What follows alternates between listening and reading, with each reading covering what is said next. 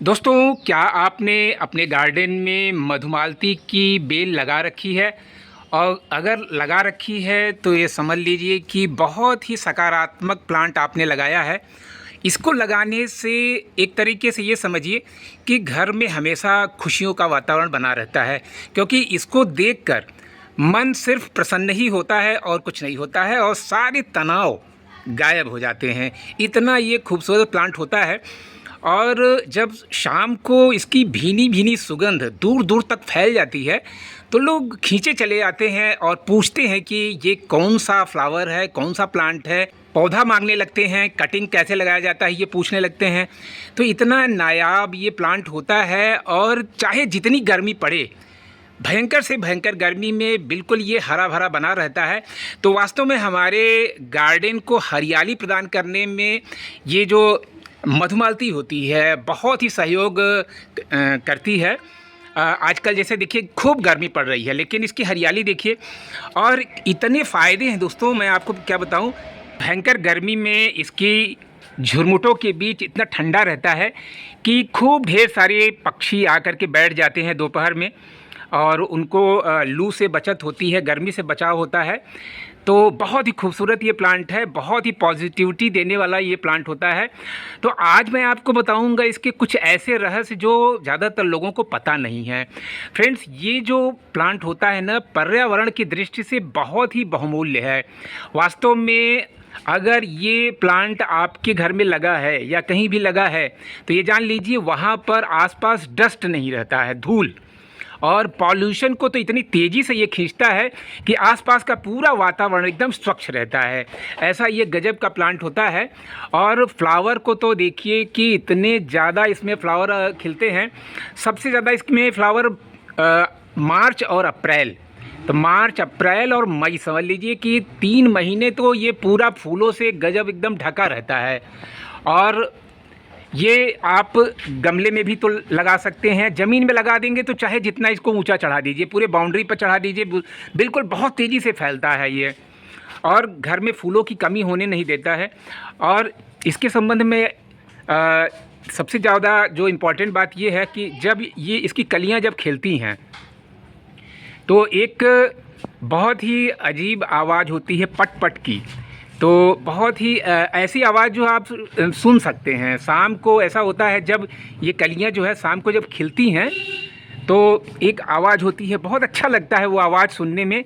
ये जो इसका गुण है ना, बहुत कम लोगों को पता है। दिन में 3 बार रंग बदलता है ये।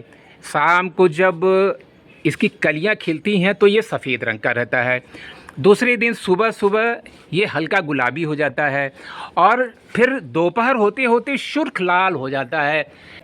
और फ्रेंड्स, ये बहुत ही गजब का आयुर्वेदिक प्लांट है। इसकी जो चाय होती है वो गठिया के लिए बहुत ही फ़ायदेमंद होती है। अगर हफ्ते में 1-2 दिन इसकी चाय बना करके पी लिया जाए ना, तो हड्डियों का जो दर्द होता है वो दूर ही दूर रहेगा, ये समझ लीजिए। और फ्रेंड्स, ये पौधा एक ऐसा पौधा है जिसकी कटिंग बड़े आराम से हम लगा सकते हैं। सबसे आसानी से जो जिन पौधों की कटिंग लगती है उनमें से एक ये भी है। दोस्तों, बहुत से लोग ये सोचते हैं कि मधुमालती, जिसको हम रंगून क्रीपर या झुमका बेल भी बोलते हैं, भगवान को नहीं चढ़ाना चाहिए या नहीं चढ़ाया जाता है। तो ऐसी बात नहीं है। भगवान विष्णु, माता लक्ष्मी को ये बहुत ही प्रिय होता है, और जिस घर में ये होता है ना, वहाँ पे हमेशा खुशहाली, समृद्धि, शांति और सौहार्द का वातावरण बना रहता है। तो ऐसा ये गजब का प्लांट होता है। और अगर आपने इसको अपने घर में लगाया होगा तो अनुभव किया होगा, लोग इसको देखते हैं बड़े ध्यान से और बहुत खुश होते हैं। सबके मन में खुशहाली रहती है इसको देख देख करके।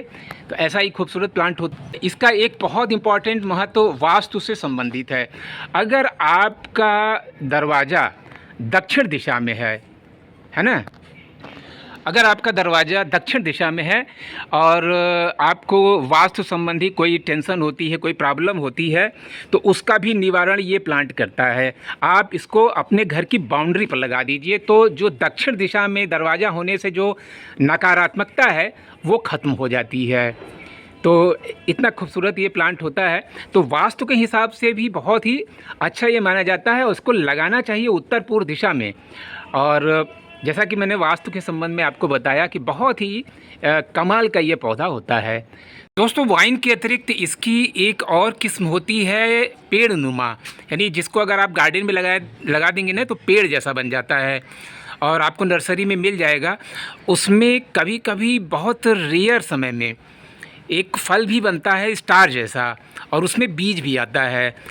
जो वाइन है उसमें आपको शायद ही कभी फल या बीज दिखाई पड़े, लेकिन वो जो पेड़ वाली किस्म होती है ना, उसमें कभी कभी रेयरली वो दिखता है। तो अगर वो चीज़ अगर आपको दिख जाए ना तो समझ लीजिए बहुत ही कमाल की चीज़ है वो, क्योंकि बहुत ही रेयर होती है वो। और लेकिन इसको बीज से लगाना थोड़ा कठिन ही है। इसको कटिंग से इसके लगाएं बहुत आसानी से लग जाती है। तो आज मैंने आपको इसके संबंध में इसके कुछ टिप्स ऐसे बताए जो कम ही लोगों को पता होता है। ये गजब का प्लांट होता है दोस्तों कि एक ही दिन में 3-3 बार जो है रंग बदलने वाला ये प्लांट होता है।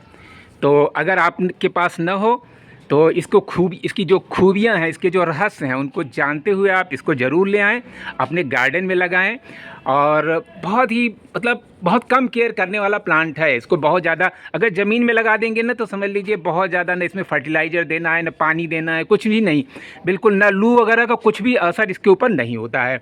हाँ, ठंडी के समय में ये थोड़ा डॉर्मेंसी में आ जाता है, और जैसे ही थोड़ा टेम्परेचर बढ़ता है फरवरी के महीने से फिर से एक बार इसमें बहार आने लगती है।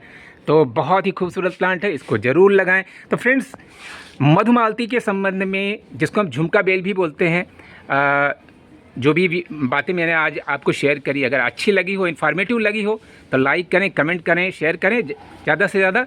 तो मिलते हैं इसी तरह के और भी अच्छे वीडियोज़ के साथ। तब तक के लिए हैप्पी गार्डनिंग।